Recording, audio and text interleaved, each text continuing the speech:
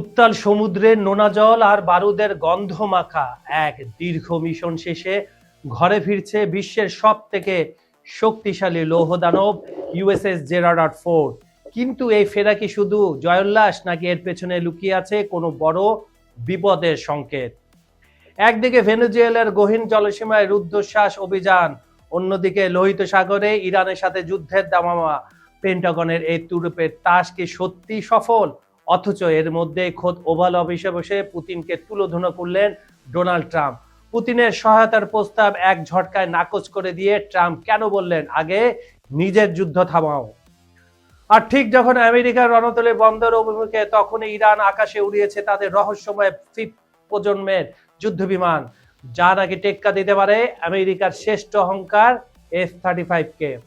বন্ধুরা, আমেরিকার যে রণতলে এবং F-35 বলার সময় আমি দুইবার একটা চিহ্ন দেখিয়েছি। এটার মানে হচ্ছে এই যে তারা মার্কিন যুক্তরাষ্ট্র তাদের এই ফিফথ জেনারেশন রণতলে এবং ফিফথ জেনারেশন F-35 এর কথা বলে যে এগুলো অজেয়, কিন্তু 40 দিনে ইরান যুদ্ধে এগুলো যে কি ধরনের পারফরমেন্স করেছে, এটা যে কতটা আহত হয়েছে এবং অকার্যকর ছিল, তা কিন্তু সারা বিশ্ববাসী দেখেছে।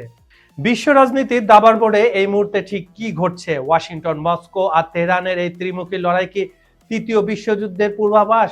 বিস্তারিত জানতে ভিডিওটি শেষ পর্যন্ত দেখুন। 300 দিনে টানটান উত্তেজনা শেষে ঘরে ফিরছে দানবীয় রণতলে জেরার্ড ফোর্ড।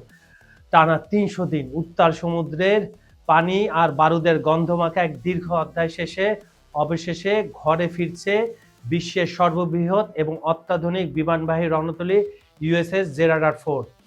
মে মাসের মাঝামাঝি সময়ে ভার্জিনিয়ার বন্দর যখন এই লৌহদানব নোঙ্গর করবে, মে মাসে যাওয়ার কথা আর একদিন পরে মাঝামাঝি সময়, তখন তার নামের পাশে লেখা থাকবে আধুনিক নৌ ইতিহাসের এক অবিশ্বাস্য রেকর্ড। কি রেকর্ড? ভিয়েতনাম যুদ্ধের পর আর কোনো মার্কিন যুদ্ধজাহাজকে এতটা সময় বিরতিহীনভাবে জমের মতো সমুদ্রে টহল দিতে দেখা যায়নি কখনো, এটা ছাড়া। ফোর্ডের এই শপথ ছিল আক্ষরিক অর্থে আগুনের উপর দিয়ে হাঁটা। শান্ত ভূমধ্য সাগর থেকে শুরু করে এ যাত্রা মোড় নেয় নাটকীয় দিকে যখন একে পাঠানো হয় ক্যারিবীয় অঞ্চলে। সেখানে ভেনেজুয়েলার প্রতাপশালী নেতা নিকোলাস মাদুরোকে শ্বাসরুদ্ধকর অভিযানে সরাসরি অংশ নেয় এই রণতরীটি, কিন্তু দম ফেলার ফুরসত হয়নি। মধ্যপ্রাচ্যে ইরানের সাথে দামামা বেজে উঠতেই ঝড়ের বেগে লোহিত সাগরে ছুটে যায় এই দানব। মার্কিন রণকৌশলের মূল স্তম্ভ হিসেবে ইরান যুদ্ধের শুরুর দিনগুলোতে এটাই ছিল পেন্টাগনের সবচেয়ে বড় তুরুপের তাস, এটা তারা ভাবছিল। কিন্তু ইরানি মিসাইলের ভয়ে, ড্রোনের ভয়ে এটা কিন্তু ইরান সীমান্তে মানে সমুদ্রের সীমান্তে কাছাকাছি যায়নি, কারণ ইরান এর মধ্যে একটি সাবমেরিন এবং কিছু ডেস্ট্রয়ার পানির নিচে তলিয়ে ফেলেছে তাদের ভয়ঙ্কর ড্রোন আর মিসাইলের আঘাতে। তবে দীর্ঘ মিশন মোটেও কিন্তু ভালো ছিল না। শত্রু শিবিরের হুমকির পাশাপাশি খোদ জাহাজের ভেতরেই হানা দিয়েছিল বিপর্যয়। লোহিত সাগর উত্তপ্ত পরিস্থিতিতে জাহাজের লন্ড্রি রুমে হঠাৎ ভয়াবহ অগ্নিকাণ্ড ছড়িয়ে পড়ে, আগুনে লেলিহান শিখা আর ধোঁয়ায় এক নারকীয় পরিস্থিতির সৃষ্টি হয়, যার ফলে শত শত নাবিক তাদের ঘুমানোর জায়গা হারিয়ে কয়েক রাত নির্ঘুম কাটাতে বাধ্য হন। মেরামতের জন্য পিছু হটতে হলেও দমে যায়নি ফোর্ড। অদম্য সাহসে বুক চিতিয়ে রক্ষা করেছে মার্কিন স্বার্থ। এটা হচ্ছে পশ্চিমাদের রিপোর্টের অংশ। এর আরেকটা রিপোর্ট আছে যে বলা হচ্ছে লন্ড্রিতে আগুন লেগেছে। আরেকটা রিপোর্ট বলছে যে ইরানি ড্রোনের আঘাতে একটা অংশ অচল হয়ে গেছিল।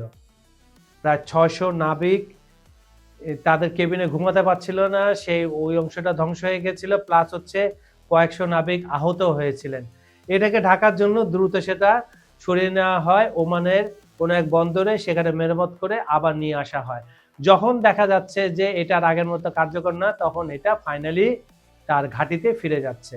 বর্তমানে মধ্যপ্রাচ্যের আকাশ বাতাসে কাঁপছে মার্কিন যুদ্ধ বিমানের গর্জনে। USS George H.W. বুশ এবং ইউএসএস আব্রাহাম লিঙ্কনের সাথে যোগ দিয়ে ফোর্ড সেখানে তৈরি করেছিল এক দেয়াল। 2003 সালের পর এই প্রথম মধ্যপ্রাচ্যের একই জলসময় 3টি মার্কিন বিমানবাহী রণতরী উপস্থিতি দেখলো বিশ্ব, যা ইরান ও তার বন্ধুদের জন্য ছিল এক কড়া হুঁশিয়ারি।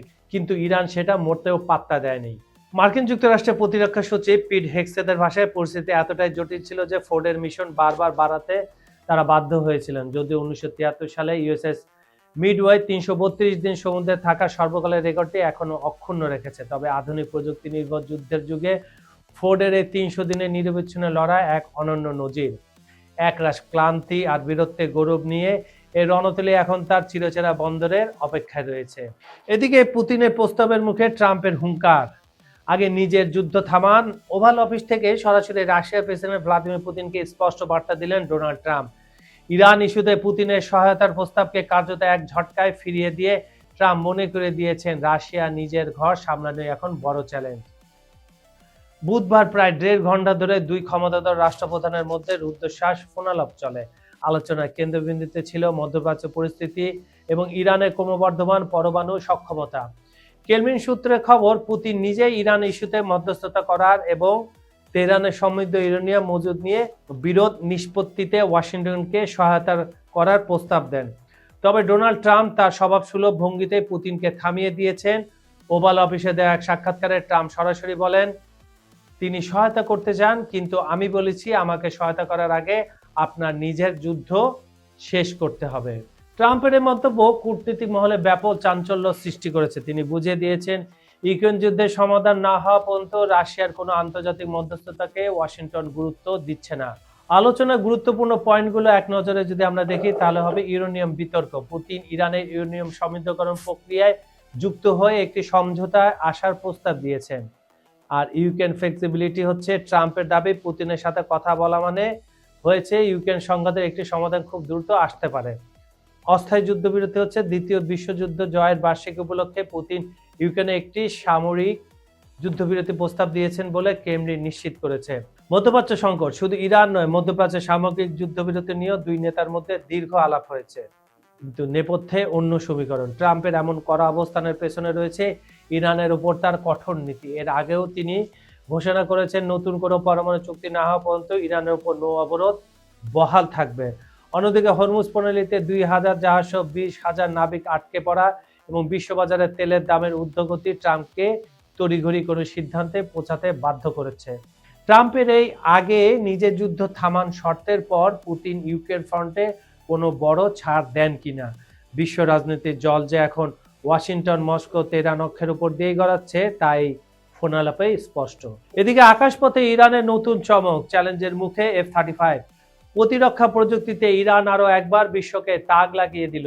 দীর্ঘ প্রতীক্ষার অবসান ঘটিয়ে তারা আকাশে উড়িয়েছে নিজেদের তৈরি অত্যাধুনিক এক পঞ্চম প্রজন্মের যুদ্ধবিমান। নানা প্রতিবন্ধকতা আর আন্তর্জাতিক নিষেধাজ্ঞা পাশ কাটিয়ে তৈরি এই বিমানটি এখন সমরবিদদের আলোচনার কেন্দ্রবিন্দুতে। এই চলমান যুদ্ধবিরতিতে ইরান এই প্রযুক্তি আকাশে ওড়ালো। স্টিলেট প্রযুক্তি, এই যুদ্ধ বিমানের সবচেয়ে বড় শক্তি হলো এর উন্নত স্টিলেট ডিজাইন, যা শত্রুপক্ষের রাডারকে ফাঁকি দিতে সক্ষম।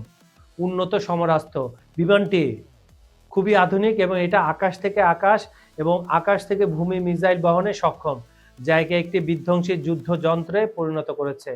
F-35 এর প্রতিদ্বন্দ্বী। দাবি করা হচ্ছে এই বিমানটি আমেরিকার শক্তিশালী F-35 লাইটিং 2কেও চ্যালেঞ্জ চালাতে পারে। এর ম্যানুভারেবিলিটি এবং ইলেকট্রনিক ওয়ারফেয়ার সিস্টেম একে আকাশের এক উড়ন্ত আতঙ্কে পরিণত করেছে। নিজেদের উদ্ভাবনী শক্তি ব্যবহার করে ইরান যেভাবে এই প্রযুক্তিতে স্বয়ংসম্পূর্ণতা অর্জন করেছে তা মধ্যপ্রাচ্যের শক্তির ভারসাম্য বদলে দিতে পারে বলে ধারণা করা হচ্ছে। তো বন্ধুরা, 300 দিন পর মার্কিন রণতলীর এই ফেরা কি শুধু বিশ্রামের জন্য নাকি বড় কোনো ঝড়ের পূর্বাভাস? আর ট্রাম্প যেভাবে পুতিনকে মুখের ওপর না বলে দিলেন তাতে কি ইউক্রেন যুদ্ধের মোড় ঘুরে যাবে? আপনাদের কি মনে হয় ইরানের নতুন এই যুদ্ধ বিমান কি সত্যি আমেরিকার দম্ভ চূর্ণ করতে পারবে? আপনার মূল্যবান মতামত অবশ্যই কমেন্টে লিখে জানান। আপনাদের প্রতিটি কমেন্ট আমরা গুরুত্ব দিয়ে পড়ি। আর আপনি বিশ্বের কোন দেশ থেকে আমাদের জিওপলিটিক্যাল আপডেট দেখছেন তা জানাতে ভুলবেন না। সেটা হয় বাংলাদেশ, মধ্যপ্রাচ্য কিংবা ইউরোপ, আমেরিকা, যেখান থেকে হোক না কেন। আন্তর্জাতিক রাজনীতির এমন রোমাঞ্চকর সব খবর সবার আগে পেতে খবর সংবাদ চ্যানেলটি এখনই সাবস্ক্রাইব করে বেল আইকনটি চেপে রাখুন। আর ভিডিওটি ভালো লাগলে একটি লাইক দিয়ে শেয়ার করুন আপনার বন্ধুদের সাথে। আজ এই পর্যন্ত আমি কাজল হায়দার বিদায় নিচ্ছি। দেখা হবে পরের ভিডিওতে নতুন কোনো জ্বলন্ত ইস্যু নিয়ে। ততক্ষণ পর্যন্ত ভালো থাকুন, নিরাপদে থাকুন। আল্লাহ হাফেজ।